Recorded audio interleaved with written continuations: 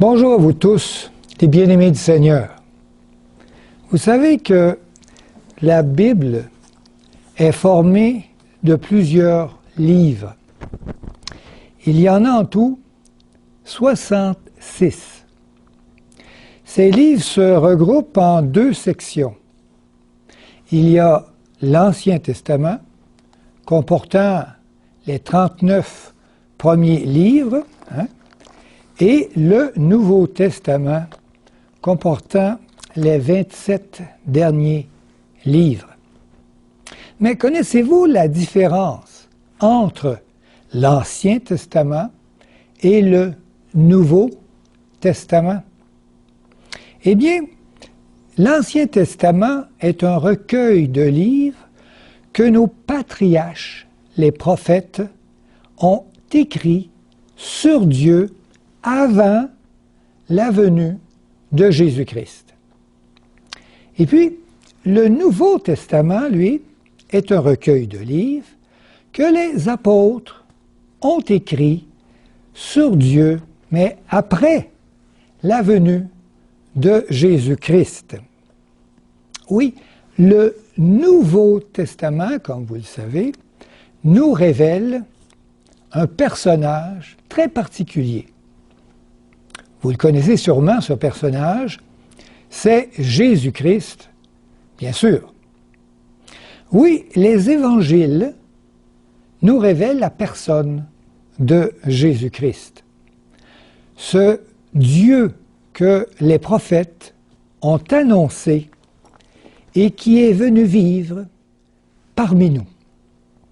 Lisons un texte dans l'évangile de Matthieu, chapitre 1, et le verset 23.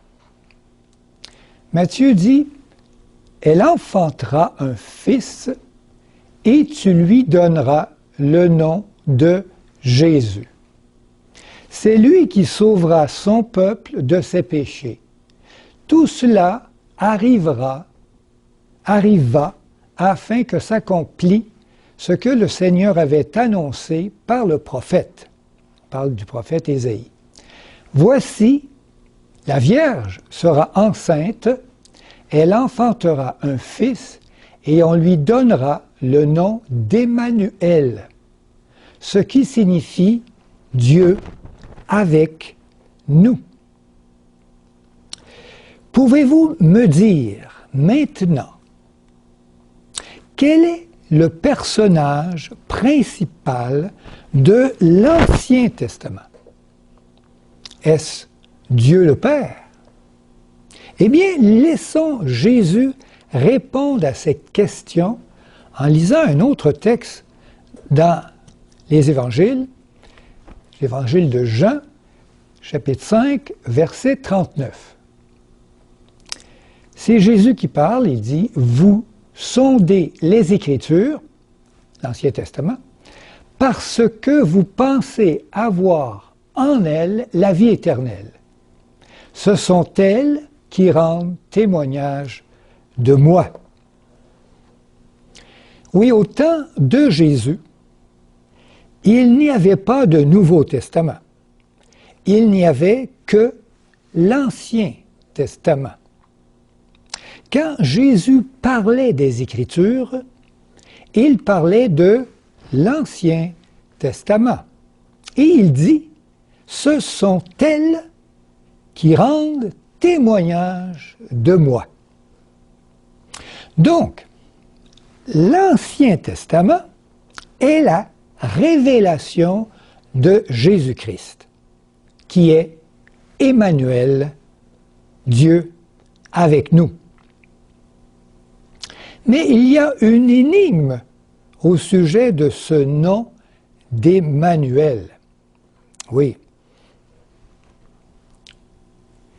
Une image ici. Reconnaissez-vous cette personne au bas de l'écran?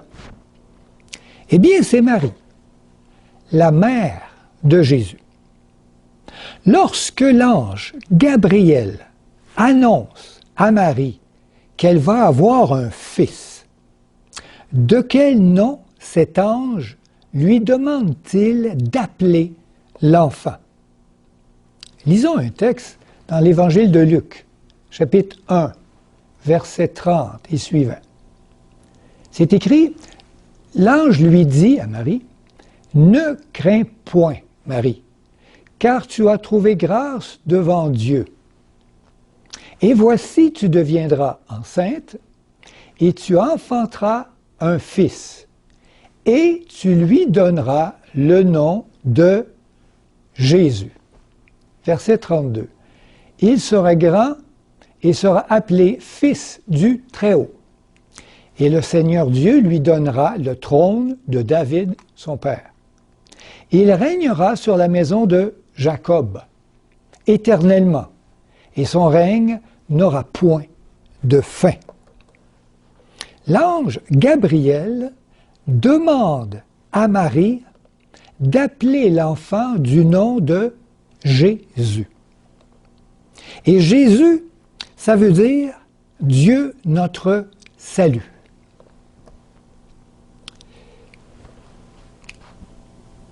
Un autre personnage. Reconnaissez-vous cette autre personne? Eh bien, c'est le prophète Ésaïe. Oui, il a prophétisé la naissance d'un fils provenant d'une femme vierge. Et, portez attention, quel nom a-t-il prophétisé que cet enfant porterait? On peut lire ça, évidemment, dans le livre d'Ésaïe, chapitre 7, verset 14.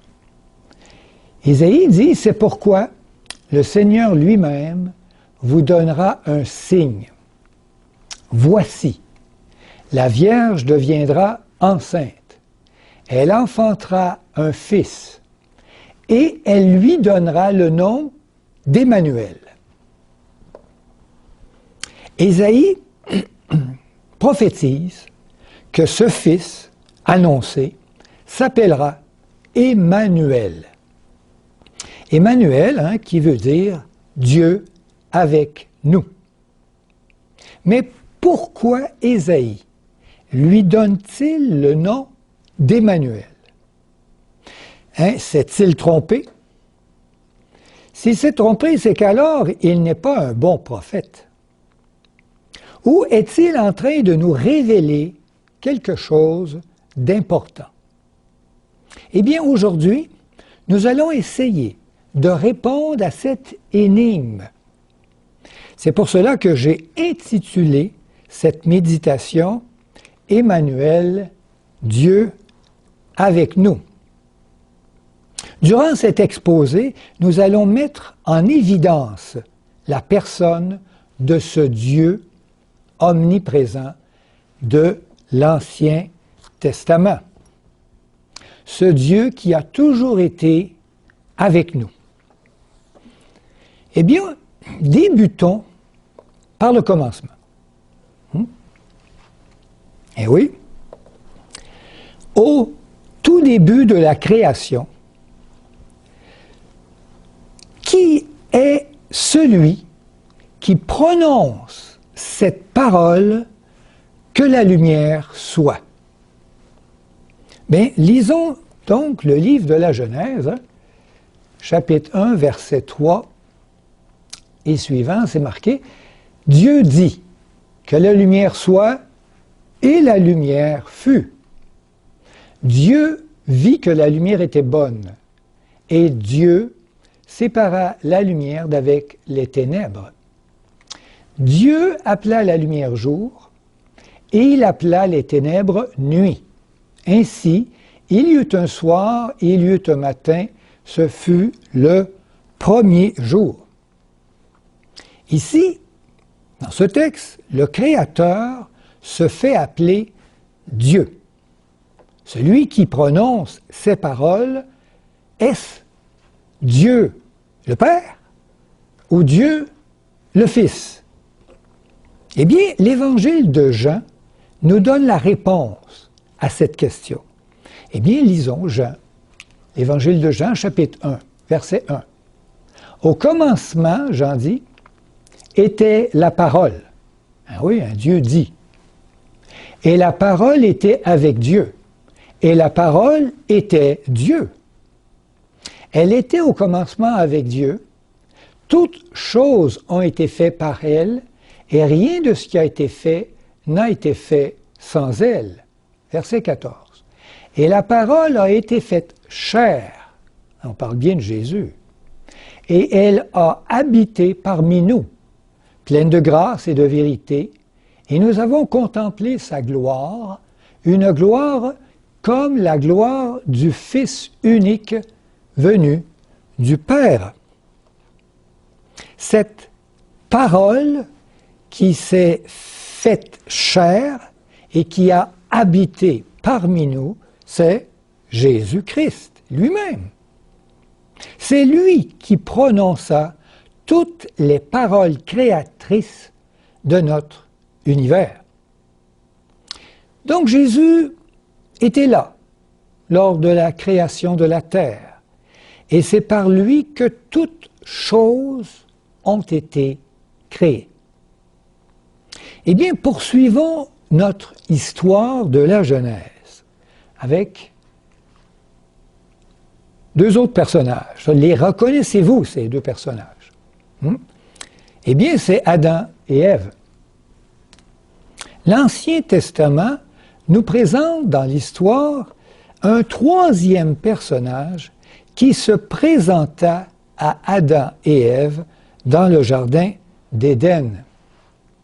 Eh bien, ce troisième personnage ici, qui parle à Adam et Ève, est-ce Dieu le Père ou Dieu le Fils? Eh bien, lisons la Genèse, chapitre 3, verset 8. Il est écrit, « Alors ils entendirent la voix de l'Éternel Dieu, qui parcourait le jardin vers le soir. Et l'homme et sa femme se cachèrent loin de la face de l'Éternel Dieu, au milieu des arbres du jardin. Mais l'Éternel Dieu appela l'homme et lui dit, « Où es-tu? » Verset 21. Et l'Éternel Dieu fit à Adam et à sa femme des habits de peau, et il les en revêtit. Bien, qui donc est celui qui s'entretient avec Adam et Ève et leur fit des habits de peau d'agneau? Mais oui, c'est Jésus en personne, n'est-ce pas? Jésus essayait d'expliquer à nos premiers parents qu'une vie devait être offerte pour couvrir la faute de leur péché. Jésus donc était là, auprès de nos premiers parents, afin de les guider et de les consoler dans leur tragique faute. Poursuivons notre histoire encore de la Genèse et voyons un autre personnage. Le reconnaissez-vous, ce personnage de l'Ancien Testament? Eh bien, c'est Abraham. Un jour, un mystérieux personnage est venu se présenter à Abraham en pleine chaleur du jour, juste avant la destruction des villes de Sodome et Gomorrhe. On peut lire ça dans le livre de la Genèse, chapitre 18, verset 1.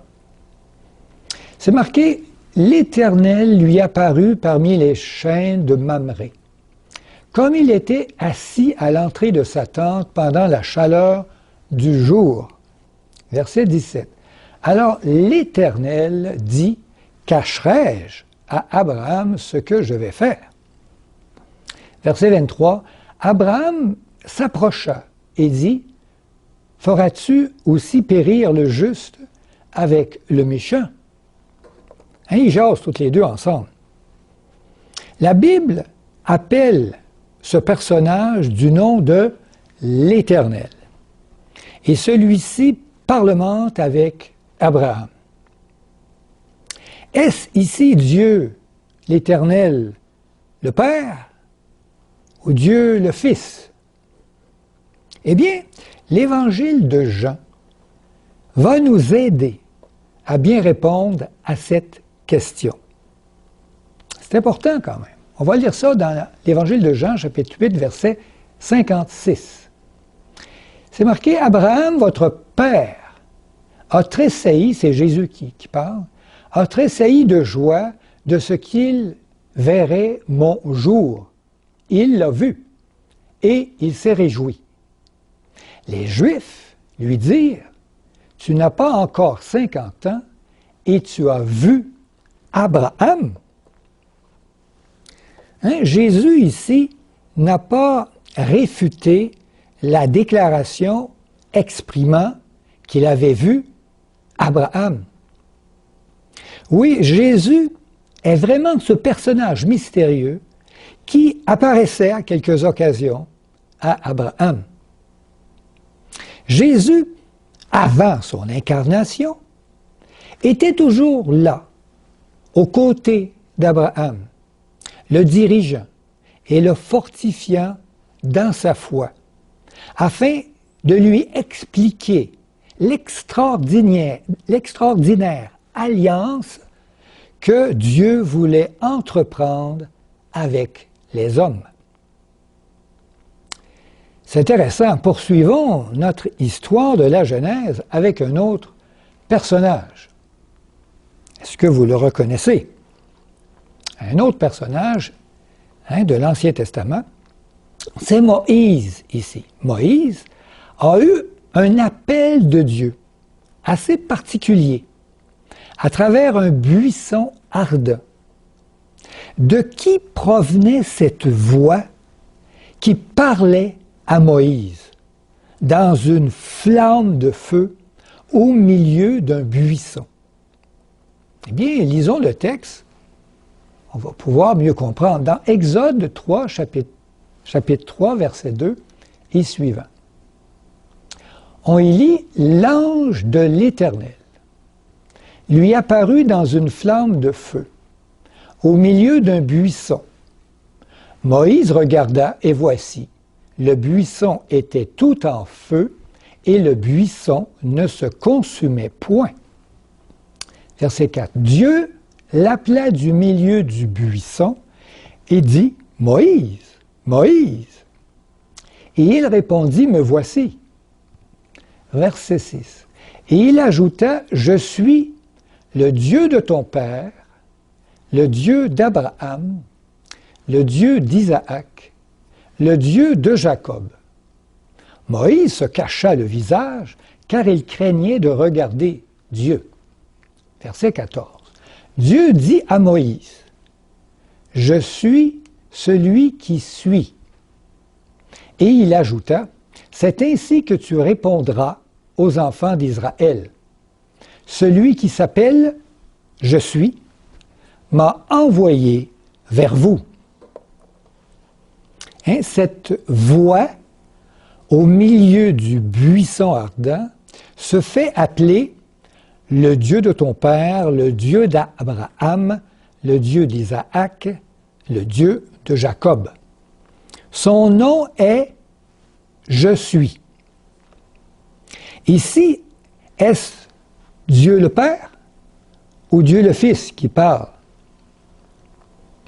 Eh bien, l'Évangile de Jean nous donne la réponse à cette question. Donc, allons voir dans l'Évangile de Jean ce qui est écrit. Dans chapitre 8, verset 58. On y lit le texte suivant. Jésus leur dit, « En vérité, je vous le dis, avant qu'Abraham fût, je suis. » Là-dessus, ils prirent des pierres pour les jeter contre lui. Mais Jésus se cacha et il sortit du temple. Il a eu peur. Quand Jésus a dit « Je suis », il a osé prononcer le nom de l'Éternel que Dieu avait donné à Moïse, et cela lui valut presque une lapidation. Car c'était un sacrilège de prononcer le nom de Dieu en vain.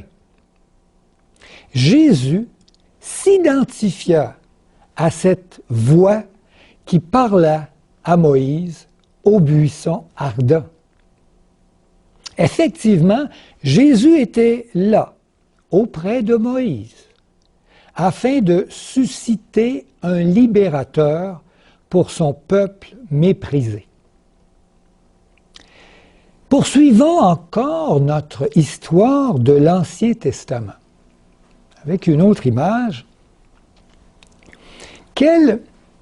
Comment s'appelle la montagne ici que l'on voit à droite? La reconnaissez-vous au fond de l'image? Eh bien, c'est le mont Sinaï. Il y avait une colonne de nuée au-dessus de la tente qui s'élevait au-dessus du sanctuaire, dans le désert. Cette colonne de nuée parlait avec Moïse. De qui provenait cette voix qui parlait à Moïse dans une colonne de nuée? Eh bien, cette voix, était-elle la voix de Dieu le Père ou de Dieu le Fils qui parlait à Moïse? Eh bien, lisons un texte dans l'Exode, le livre de l'Exode, chapitre 13, verset 21. Qu'est-ce qu'on peut y trouver? C'est dit, « L'Éternel allait devant eux, le jour dans une colonne de nuée pour les guider dans leur chemin, et la nuit dans une colonne de feu pour les éclairer. » Dans Exode, chapitre 33, verset 9, on y lit, « Et lorsque Moïse était entré dans la tente, la colonne de nuée descendait et s'arrêtait à l'entrée de la tente. Et l'Éternel parlait avec Moïse. » Verset 11, « L'Éternel parlait avec Moïse face à face, comme un homme parle à son ami. » Oui, l'Ancien Testament appelle cette voix du nom de l'Éternel. Ici, cette voix est encore le Fils de Dieu, Dieu le Fils au fait, avant son incarnation, il faut bien comprendre. Oui, c'est bien Jésus qui se présente sous la forme d'une colonne de nuée ou de feu. Laissons l'apôtre Paul nous convaincre de cela.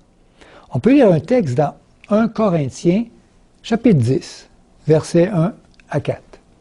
On y lit le texte suivant. Paul y dit, « Frères, je ne veux pas que vous ignoriez que nos pères ont tous été sous la nuée, dans le désert, qu'ils ont tous passé au travers de la mer, qu'ils ont tous été baptisés en Moïse dans la nuée et dans la mer, qu'ils ont tous mangé le même aliment spirituel et qu'ils ont tous bu le même breuvage spirituel, car ils buvaient à un rocher spirituel qui les suivait, et ce rocher était Christ. »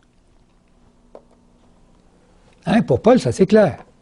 Cette nuée était le rocher spirituel qui les suivait dans le désert, et ce rocher était Jésus-Christ. Jésus, donc, était là, chaque jour, auprès de son peuple. Il campait au milieu d'eux pour les guider, les instruire et les protéger. Il est la parole de Dieu qui s'est incarnée. Poursuivons notre histoire de l'Ancien Testament avec une autre image. Est-ce que vous reconnaissez ce personnage face à la ville de Jéricho, les murs de Jéricho?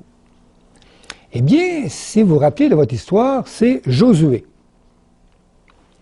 Avant de prendre la ville de Jéricho, Josué médita sur sa stratégie d'attaque. À ce moment, un homme est apparu à Josué et lui a proposé une stratégie plutôt étrange. On peut lire ça dans le livre de Josué, chapitre 5, versets 13 à 15. C'est écrit, « Comme Josué était près de Jéricho, il leva les yeux et regarda. » Il réfléchissait. « Et voici un homme se tenait debout devant lui, son épée nue dans la main. Il alla vers lui et lui dit, « Es-tu des nôtres ou de nos ennemis? » Verset 14. Il répondit, « Non, mais je suis le chef de l'armée de l'Éternel. J'arrive maintenant. » Josué tomba le visage contre terre, se prosterna et lui dit, « Qu'est-ce que mon Seigneur dit à son serviteur? » Et le chef de l'armée de l'Éternel dit à Josué, « Ôte tes souliers de tes pieds, car le lieu sur lequel tu te tiens est saint. » Et Josué fit ainsi. Quel est donc cet homme qui se tenait debout devant Josué, son épée nue dans la main? Il se dit être le chef de l'armée de l'Éternel. Et il se laisse adorer par Josué. Eh bien, ne vous y trompez pas, c'est encore Jésus lui-même. Mais de quelle armée parle-t-il? On peut lire ça dans le livre Néhémie, chapitre 9, verset 6.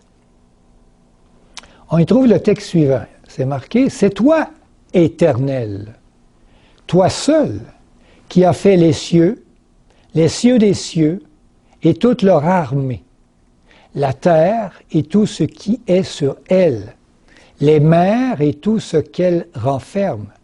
Tu donnes la vie à toutes ces choses, et l'armée des cieux se prosterne devant toi. » Cette armée, dont il est le chef, ce sont les anges de Dieu. Jésus était donc là, près de Josué, le guidant dans ses combats avec tous les anges du ciel avec lui, afin qu'il remporte la victoire sur la ville de Jéricho. Il y a beaucoup d'autres belles histoires dans l'Ancien Testament, n'est-ce pas? On va vous en présenter une autre belle histoire. Reconnaissez-vous cet enfant qui parle au sacrificateur Élie? Eh bien, c'est le petit Samuel. Il demeurait au temple et il était au service du sacrificateur Élie. Une fois, durant la nuit, il entendit une voix l'appeler et il se précipita vers son maître Élie.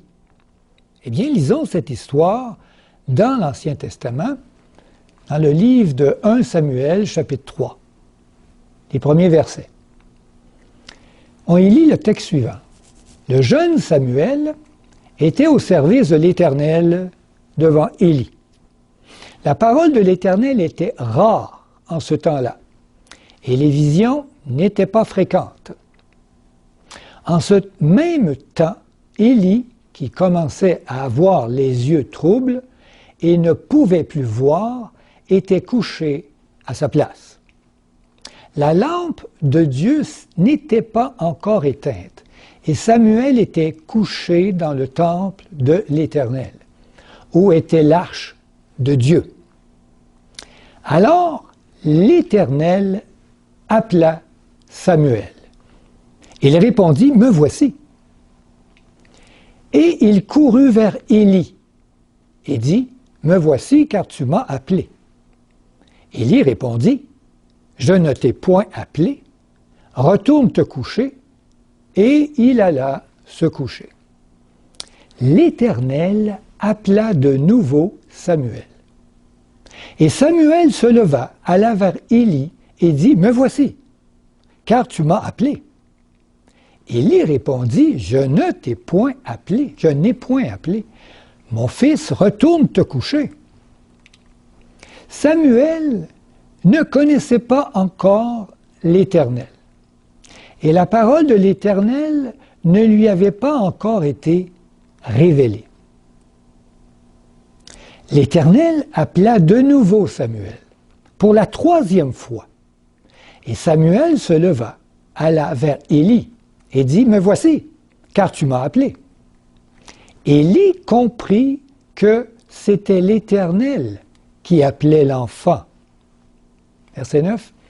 Et il dit à Samuel, « Va, couche-toi, et si l'on t'appelle, tu diras, parle, l'Éternel, car ton serviteur écoute. » Et Samuel alla se coucher à sa place. L'Éternel vint et se présenta, et il appela comme les autres fois, « Samuel, Samuel. » Et Samuel répondit, « Parle, car ton serviteur écoute. » Quelle est cette voix ici, dans cette histoire, qui appela le petit Samuel plusieurs fois par son nom durant la nuit? Croyant entendre la voix de son maître Élie. Est-ce Dieu le Père ou Dieu le Fils? La Bible nous informe que cette voix s'identifie comme étant l'Éternel. Et cette voix se dit être la parole de l'Éternel. Ici encore, eh bien, la parole de l'Éternel, c'est Jésus qui appelait le petit Samuel, qui voulait lui parler à propos de son peuple. Et à travers Samuel, annoncer à son peuple des révélations. Jésus était donc encore là, auprès de son peuple, désirant le ramener sur le droit chemin. Poursuivons notre épopée de l'Ancien Testament avec un autre personnage que vous reconnaissez peut-être. Ici, il a été jeté dans un puits pour ne plus entendre sa voix. Eh bien, c'est le prophète Jérémie. Lisons un texte à propos du prophète Jérémie, dans Jérémie 1, verset 4. C'est dit, « La parole de l'Éternel me fut adressée en ces mots. » Verset 7. « L'Éternel me dit, ne dis pas, je suis un enfant, car tu iras vers tous ceux auprès de qui je t'enverrai, et tu diras tout ce que je t'ordonnerai. » Verset 8. « Ne les crains point, car je suis avec toi pour te délivrer, dit l'Éternel. » De qui est cette voix qui parle constamment à Jérémie et qui se prétend être la parole de l'Éternel? Est-ce Dieu le Père ou Dieu le Fils? Eh bien, ici encore, dans l'Ancien Testament, on voit que c'est bien la voix de l'Éternel, la parole de Dieu. C'est Jésus qui désire parler à son peuple par l'intermédiaire de son prophète, son peuple qui est devenu rebelle à sa parole. Donc, à travers les prophètes, Jésus était toujours là, auprès de son peuple, lui révélant ses fautes, afin qu'il se repente et qu'il change de conduite. Oui, vraiment, le Dieu de l'Ancien Testament, c'est bien Jésus-Christ, qu'il est toujours là auprès de son peuple. Comme le disait Jésus, vous sondez les Écritures parce que vous pensez avoir en elles la vie éternelle. Eh bien, ce sont elles qui rendent témoignage de moi. Jean 5, 39. Tout l'Ancien Testament rend témoignage de Jésus-Christ. C'est lui qui était constamment en relation avec l'humanité pour nous aider et nous guider dans notre recherche de la vérité. Oui, sous le nom de Dieu, l'Éternel, c'est Jésus qui se révèle à nous, désirant nous témoigner tout son amour. Hein, c'est qui ici le personnage? Ça, c'est plus facile, n'est-ce pas? Ils enseignaient. Hein? Jésus, quand il était sur terre, il enseignait. Il enseignait parmi nous, à la foule et avec autorité. Ce Jésus que nous avons connu dans l'histoire. Donc, après la période des prophètes, lorsque les oreilles du peuple de Dieu sont devenues sourdes à sa parole, Jésus est venu parmi nous, en chair et en os, pour nous parler en personne. Oui, lisons un texte dans Matthieu, chapitre 7, verset 28. Après que Jésus eut achevé ses discours, la foule fut frappée de sa doctrine, car il enseignait comme ayant autorité, et non pas comme leurs scribes. Donc Jésus était toujours là parmi nous. Il est même venu sur terre pour nous guider, nous parler de l'amour de Dieu. Mais nous avons fait taire sa voix en le crucifiant sur la croix. À ce moment, Jésus ne pouvait plus nous parler, mais il ne nous a pas laissé tomber. Il nous a envoyé quelqu'un d'autre. Pouvez-vous identifier ce que représente cette image? Après sa résurrection, Jésus est monté au ciel. Il était toujours limité dans notre nature humaine. Il demanda donc au Saint-Esprit de poursuivre son œuvre, d'être toujours avec nous dans sa parole. Jésus est encore là, par cette voix que vous entendez dans votre cœur, à travers votre conscience. Lisons un texte dans Jean, chapitre 16, verset 13. Jésus dit, « Quand le Consolateur sera venu, l'Esprit de vérité, ce Consolateur, il vous conduira dans toute la vérité, car il ne parlera pas de lui-même, mais il dira tout ce qu'il aura entendu. Il vous annoncera les choses à venir. Il me glorifiera. » Hein? Jésus dit, c'est de moi qu'il va parler, parce qu'il prendra de ce qui est à moi et vous l'annoncera. Donc aujourd'hui, la parole de Jésus est encore audible à travers le Saint-Esprit. C'est toujours lui qui nous parle. Jésus est toujours là, auprès de chacun de nous. Il nous parle et nous conduit dans toute la vérité.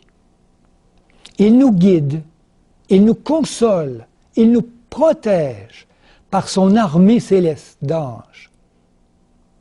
Même au ciel, donc, limité dans une nature humaine, Jésus utilise tous les stratagèmes pour être toujours avec nous.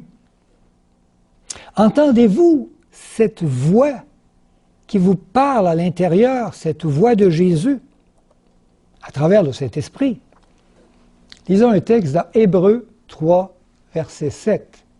C'est dit, « C'est pourquoi, selon ce que dit le Saint-Esprit, aujourd'hui, si vous entendez sa voix, n'endurcissez pas vos cœurs. » Hein, aujourd'hui, Jésus vous parle par le Saint-Esprit. Alors, n'endurcissez pas votre cœur à la voix de l'Éternel, votre Dieu. Car si vous faites taire la voix du Saint-Esprit, Dieu n'a plus aucun autre moyen d'entrer en communion avec vous.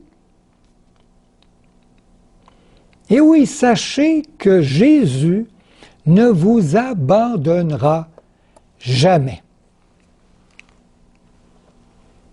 Oui, depuis toujours, Jésus est demeuré avec nous.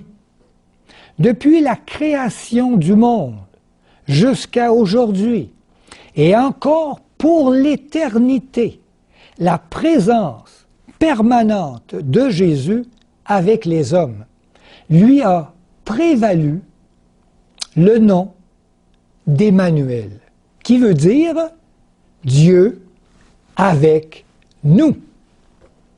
Et c'est pourquoi le prophète Ésaïe lui donne ce nom grand et merveilleux. Voilà ce que Dieu voulait nous enseigner au travers de son prophète. Jésus est son nom exprimant son œuvre terrestre de rédemption. Mais Emmanuel est son nom de tous les temps, jusqu'à l'éternité. Dieu avec nous. Oui, lisons un texte dans le livre de l'Apocalypse, chapitre 21, verset 3. C'est écrit « Et j'entendis du trône une voix forte qui disait « Voici le tabernacle de Dieu avec les hommes. Il habitera avec eux, et ils seront son peuple, et Dieu lui-même sera avec eux. » Wow! Hein? Dieu, Jésus, qui va habiter sur la terre pour toujours avec les hommes. Wow! Même après que Dieu aura restauré notre terre, Jésus demeurera pour toujours avec nous, bien, afin de nous guider, de nous instruire dans son amour. C'est merveilleux de savoir cela. Et c'est pour ça qu'il s'appelait Emmanuel, Dieu avec nous. Oui, Jésus peut se prévaloir de ce nom, Emmanuel, qui veut dire Dieu avec nous pour toujours. Et bien que Dieu vous bénisse de cette révélation extraordinaire du prophète Ésaïe. Amen. Gloire à Dieu.